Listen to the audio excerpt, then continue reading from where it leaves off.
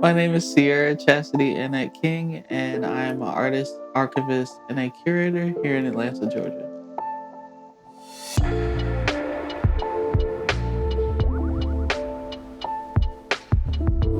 When I think about like the timeline of my life, I've really been doing some type of archiving across there. The first instance that I like to remember is my great grandmother passed, and they wanted to do a slideshow. And so I was the like point person to scan all the photos that happened to be on the wall or happened to be from like the photo albums. I had to do that in like 72 hours, right? And so I sat at my aunt's house and I scanned photos for like hours while everybody else was like downstairs paying their respects, eating fried chicken. And that was like one of the moments was like, yeah, I'm not with my family, but this is something important. Like I'm doing something important for us and for like the legacy of my grandmother.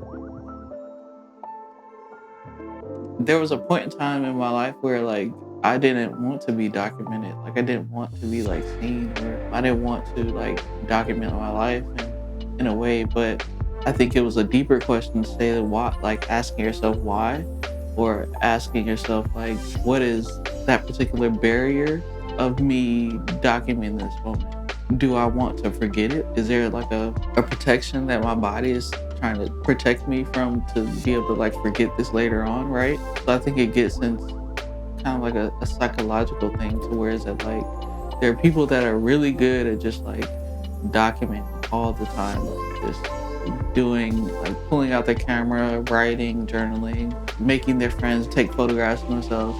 And I am the latter. I will avoid I will avoid documentation at all costs. I just have to get better at documenting myself, right? So that I can say that this is what archiving looks like for me.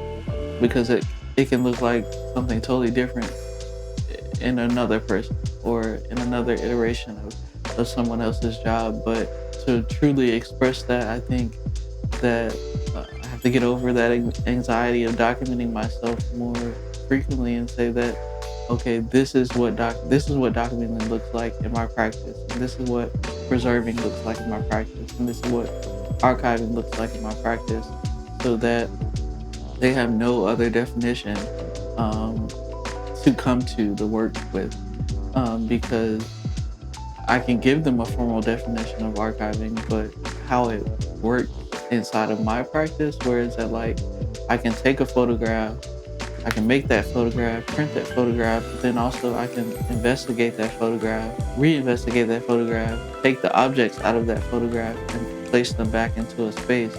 And then now you're recollecting your own memories that you have with those objects adjacent to the photograph that was made. And that gets into like a level of curation, right? The archivist is now a curator because they're curating a set of objects to have a particular conversation in a space. A lot of the way that I approach archiving isn't in a traditional sense to where is that I'm looking back in the past. It's more so a lot of I think the archiving that I was doing or documenting or designing my life in the beginning was saying, how can I create these moments in my present so that my future can look like this? Or how can I create these moments now so that I can document a moment after this? And it goes, and that moment is documented and it moves into like my past, right? And so I think future thinking has allowed me to think about it in a way that is more so defined by particular meetings in your life. So I think it comes from a strategic point of like future thinking, but then also merging in my like anticipation as a photographer, saying like, take a picture of everything, or it didn't happen, and also thinking about how does that moment propel you into your future or propel you into wherever else you want to go. Art is archiving. Artists particularly go back into the archives to whether it be process, technique, student, like being a student of somebody or citing something or even pulling from their own family archives to make work. Archiving is an integral part of what art is, like, as a like field and industry outside of like capitalism. Like, I really want people to understand that like archive is the art. So much my work does speak to the Black experience and across the African diaspora, and so how can I get people to have new conversations about that and how memory keeping is integral to the Black experience? I really enjoy going up to people and like randomly asking them about their grandmother's pots, and they'll show me a pot that looks like my grandmother's pots, and it's like we have the same grandmother. Like, really tapping into those type of like specific things. It's like, and not like surface level of like, this is who I look like. I'm a Black woman. This is my identity. Don't touch my hair.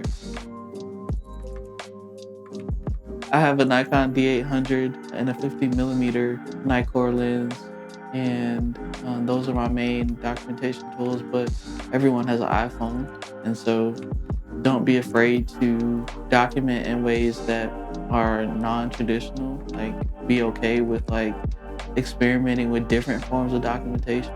And then also I have some Polaroid cameras that I like documenting with, and just allowing myself to go back and forth between those different ones and not like always feeling like I have to take a high quality photograph with that D800, right? Everything is not going to end up in a museum. Even the stuff that does end up in the museum doesn't have to be 24 megapixels, right? So it's like, use what you have. Digital photography is like only 25% of my practice, right? Like, to get to the end of a project, I would need to present it in the physical form. So I really want to move to a place to where I'm able to, if I do start in digital, then I still end up with a physical thing at the end of whatever that project is. But otherwise, it lives on hard drives or it lives on my website, and I don't feel like that's the like final form of that work. So I feel like underfulfilled all the time because like I haven't been able to print. I think that if you walk into any field, there is some form of archiving going on, and it just goes by a different process. It goes by different language. And if you learn that language and you're able to translate that language, you can say, oh, this is what it is over here, and this is what it is over here, and this is what it is over here. So that's why I go back to like, archiving is art because it can be translated in so many different languages, so many different experiences, so many different forms of timekeeping. In the instance of archiving, or in the instance of relating archiving to music, it's just a form of sampling. If you're relating archiving to writing or reading, it's a form of citation. If you're relating archiving to car building, it's an object that is being pulled from different other objects, and different other elements are being pulled together, and eventually you have to document that, what that looks like. And so I think the world building part of it, the living part of it, even before the documentation, is integral to wherever you're doing your archiving at. I'm really interested in, I think, even going back to my like college, like how I was like experimenting with asking questions, and how does that affect either the real-time documentation of that particular moment, or how does that affect a performance, you know? And just really digging into different narratives, digging into even speculative narratives, to where is it like I can take what I know, but I can make something entirely new. And I think that's what people are like looking for me from, is to become more than just the documentarian, but how am I taking these objects and how am I taking the information that I'm learning and creating something new.